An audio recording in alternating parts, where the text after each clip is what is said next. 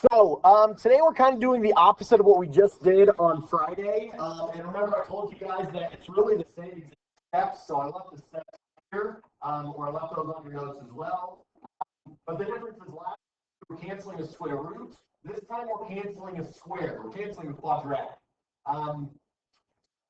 Plot a squared and x part of 2, we can take the square root of both sides.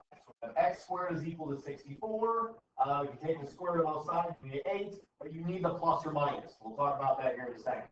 But that's the biggest thing, in my opinion. That's the hardest part, remembering it, and then knowing what to do with that for some problems. So the good news is the steps are the exact same. Step 1, you want to get that, and with the square root, they just use that little square root symbol. They can put things under that. But with square, there's really not a good way to do it, so they use parentheses. So get everything that's outside of the parentheses all by themselves. So if you have parentheses with your x squared, get the parentheses all by themselves. If there isn't parentheses, then just get the x squared by itself. So again, if there are parentheses, you're getting rid of everything outside the parentheses.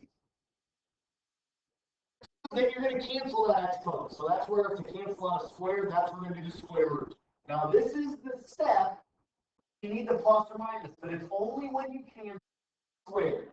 Now one way you can remember is every time we have a square, every time we have a quadratic, we get 2 answers, or for the most part.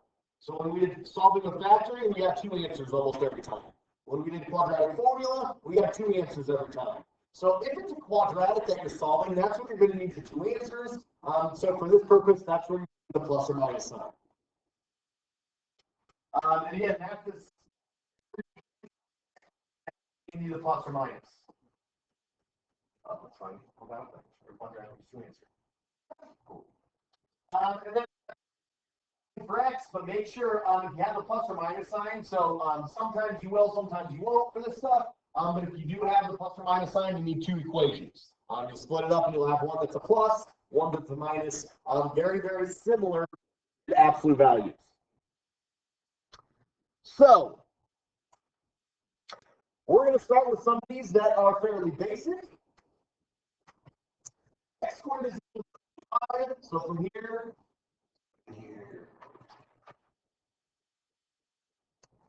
x lot of squared, we take the square root. Then we take the square root, that's when you need the plus or minus.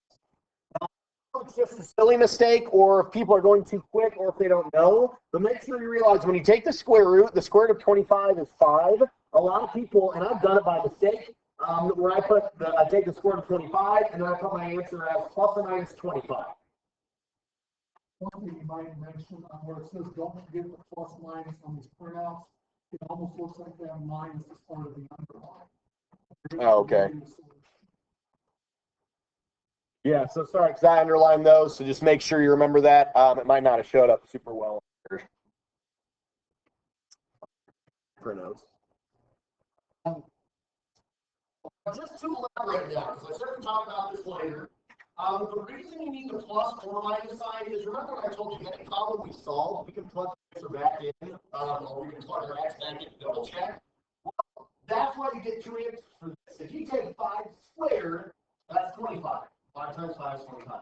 But if you also take negative 5 squared, negative 5 times negative 5 is also 25. So that's why you end up getting 2 answers. And that's the reason why when you take the square root, like we did before, you only get 1 answer, because not 5, that doesn't work.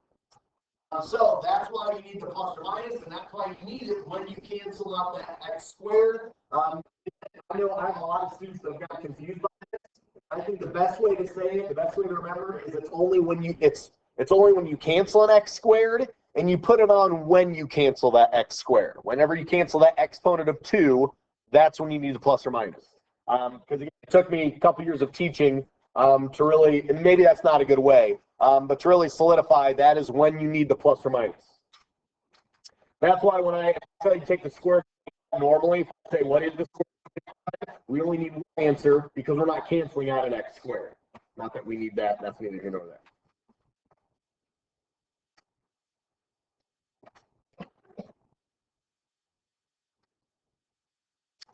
Let's see, because this next one I have split feelings with. One thing I will also say, in the quiz, I try to, as much as I can, I try to give you a way to solve it. It's really hard for me because there's other ways to solve this, and I don't want you to have to do it my way every time. But also, I think and I'd say solve it however way you want it. Some of you guys, it's hard to figure out if you should use the quadratic formula, if you should use factoring, or whatnot. So I'm trying to walk that fine line with this test and this quiz. But also, for what it's worth, if you wanted to, and don't erase yours, I'm not saying I recommend this necessarily, but you could subtract 25 from both sides. 5 is equal to 0, and then this is the difference in squares. My a is x. 5. So x plus 5, x minus 5 equals 0. So that gives you a negative 5 and a positive 5. Now again, it takes longer. I don't recommend that. But just so you know, there are problems on the test where you'll be able to solve either way. Every time you you could solve this way. Sometimes you end up with a fraction, so you take the square root of the fraction, which is a little bit messy, but it's possible. Now, the next one, we have x squared is equal to 20. Then you take the square of both sides. The problem with this one is 20 ends up being a decimal. Again, later on, we'll talk about how to reduce this fraction, how to reduce this radical, but we're not going to get into it today. So you won't have anything like this on the test or quiz. Your calculator probably does it for you, which we'll talk about a little bit later. Not today, a little bit later in the next chapter. But you won't have anything look like that. I think I just wanted to address that. I'm sure how to read it. So when you take the square root of 121 is 11, but don't forget the plus or minus sign. That's the biggest thing that I missed when I was in high school. And to this day. I'm pretty good at remembering it in this chapter, but later on in some chapter, if I'm just doing some random problem and this shows up, I do have to try to remember that.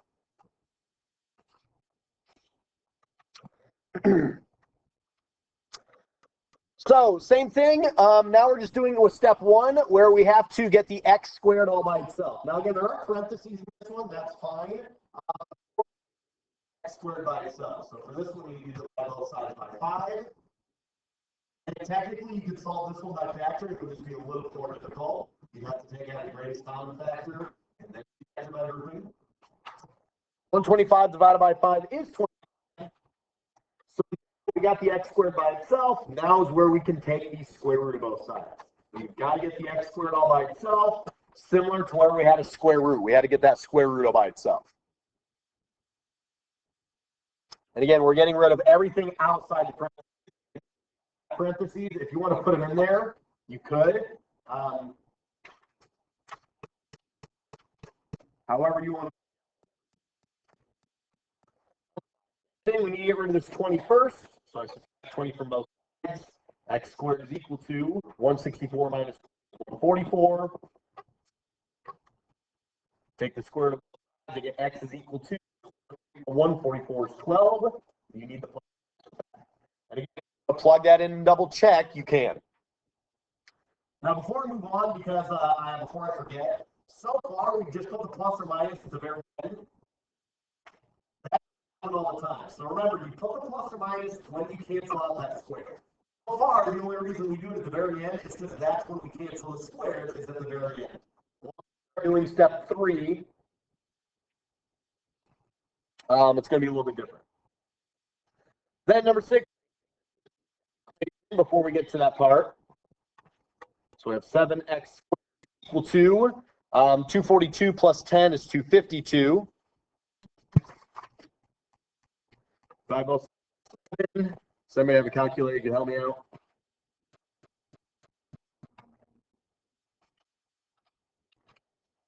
out. Seconds you 36. And again, now we finally have the x squared all by itself. Everything outside parentheses is gone, so x is equal to 6, and that's where you take the plus or minus.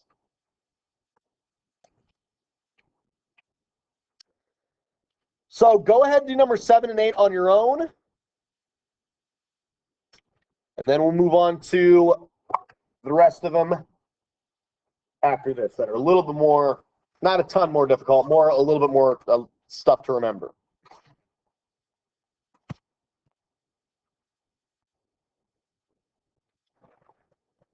All right, both of my answers are up there. Number 7, subtract 13. Then again, once that x squared is all by itself, then you can cancel that square. Now, by itself, if there are parentheses is included with the x squared. So maybe outside the parentheses, kind of confusing because this one doesn't have parentheses, but everything outside the x squared. Maybe that's a better way to say it. Get rid of everything outside the x squared. Number 8, to get rid of everything outside that, you subtract 5 by both sides, and then divide by 3. Are there any questions on those before we move on? And again, last thing I want to say before we move on, both of these, all the ones we've done so far, we put the plus or minus at the very end. The only reason we do that is because on these problems, that was the last step, was canceling the x squared. If that's not your last step, you're not going to do it at the end. And that's what we're going to get into a little bit with these types of problems. So these are kind of the opposite. The other ones we did step 1, but we didn't have to do step 3. These problems we are doing step 3, but not step 1. So there's only things inside the square root. I'm sorry, inside the x squared.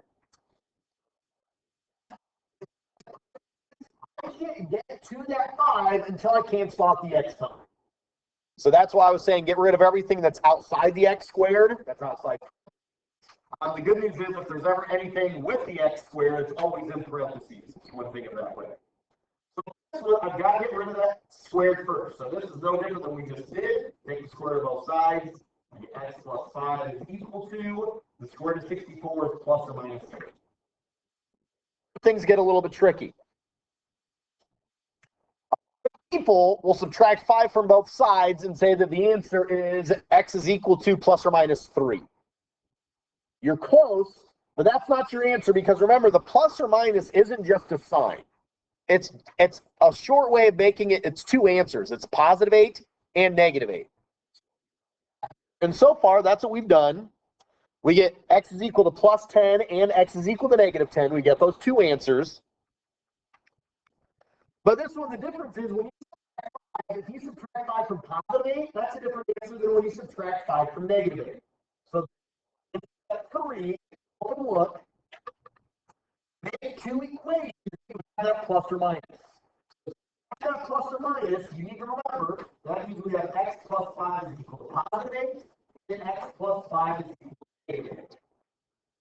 Now, if we're being honest with each other, if you can do that in your head without making 2 equations and getting your answers, that's up to you. They are going to get more complicated than this, so I would warn you of that. Negative 8, just like absolute values, we solve just like normal. So that's how we get 3. And x is equal to 13. Those are your 2 answers for that. Now, 2 things I want to do that. First off, again, you need those 2 answers, or you need to split it up into 2 equations. But a lot of people, the other thing they do is they take the square root of both sides, so they get x plus 5 is equal to 8, then they subtract 5, they get x is equal to 3, and that's where they put the plus or minus. They just wait till the very end.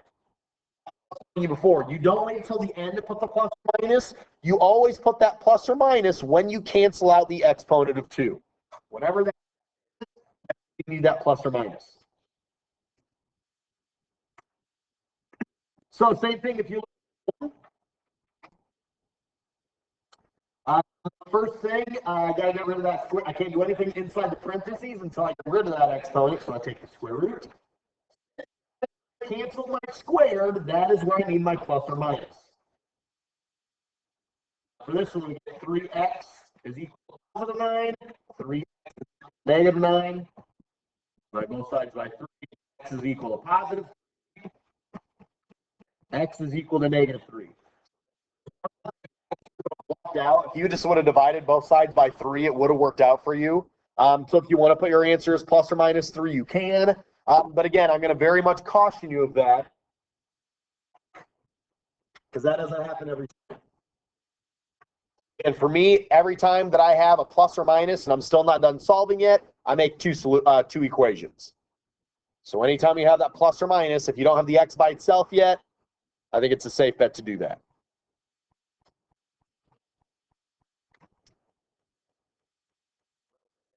This one, where again, we don't have anything outside the parentheses. So yeah, that's step one. Step two, since the x squared is all by itself, parentheses, now we cancel out that square. X minus 7 is equal to plus or minus 7. And now this is the reason I split it up into two equations, because we have a two-step equation. Whoops. I think it just gets to be a lot. So again, I have my plus 7 and my minus 7, and then I solve them just like normal. 3x is equal to 14.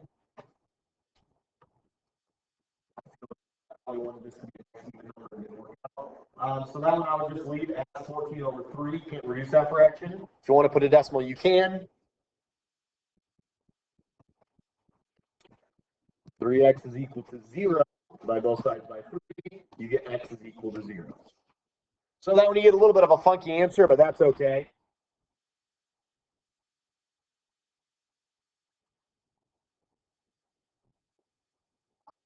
Not to have any fractions or decimals like that on the test, but if I do, I can still expect you to be able to do it.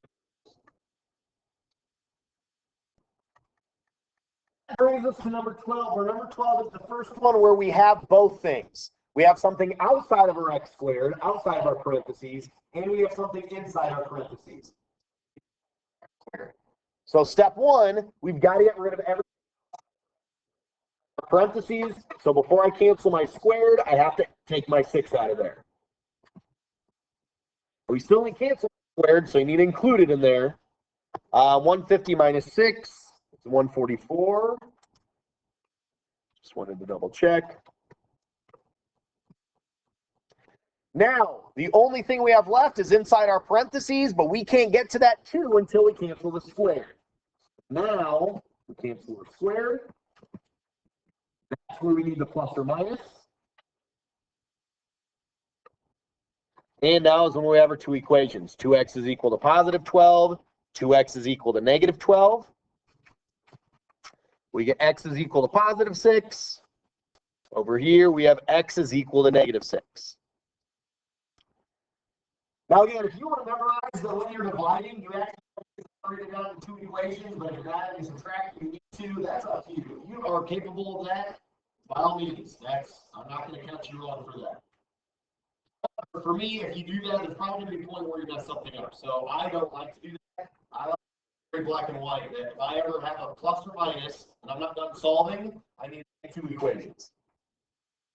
That's where, for me, it's a little bit of extra work, but it'll make you be more successful on those. So go ahead and do these two on your own. Number 15 is a little bit of a, oh, sorry, I forgot number 13. No wonder. Okay, number 13. That was close. You guys are almost let down. As fun as the other classes.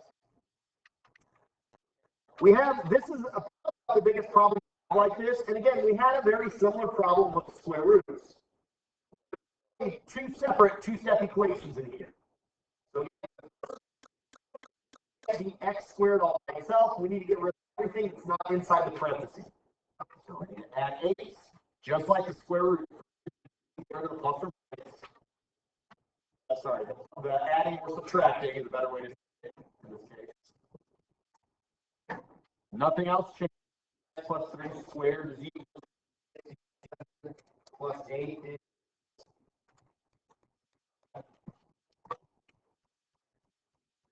the parentheses all by itself, so we get rid of that 3 on both sides by 3. 2x plus 3 squared. So we finally got rid of everything that's outside of our parentheses, everything that's outside of our x squared. We need to cancel squared. This is the step that we need the plus or minus.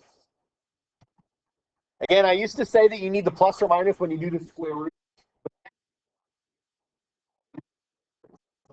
Think of it, whenever you cancel an x squared, that's when you need the plus or minus. Because again, it's quadratic, so that's where we need two answers. So for me, this is where I make my two equations. 2x plus 3 is equal to positive 5, and 2x plus 3 is equal to negative 5.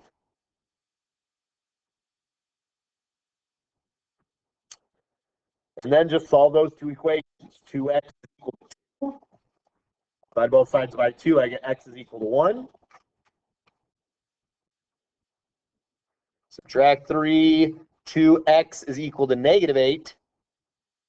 Divide both sides by 2, x is equal to negative 4.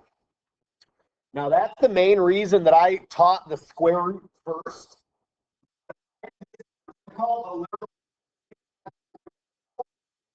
the plus or minus, and then you have to remember to make those two equations. I'd say it's not much more difficult. It's just remembering that you have to do that. All right. Go ahead, do number 14 and 15 on your own. Again, kind of like last time, you have that win homework check that you have to do before you leave. If you would rather skip this and work on that, if you're comfortable with that, that's up to you. But again, I would recommend go ahead and doing these. I'll put the answers up in a second. That way you get a little bit more practice doing them on your own. Make sure if you do, or when you do your homework check, make sure you double check what answers you clicked before you submit that, please. I still had somebody that afterwards said I clicked B and it was supposed to be C. And again, it's really fishy when it happens very many times to one student. So if you're waiting for my answers, those are up there. Again, number 15, it's kind of a lot of work because you're doing two different two-step equations. Maybe 3 if you count that at the end, your two-step equation, you have a plus and a minus answer. So it's a little bit of work, but again, the math isn't anything too difficult that we haven't done before. Or for the most part, I guess taking the square root is a little bit different. But it's just a lot of work. I think all of you guys are capable of this.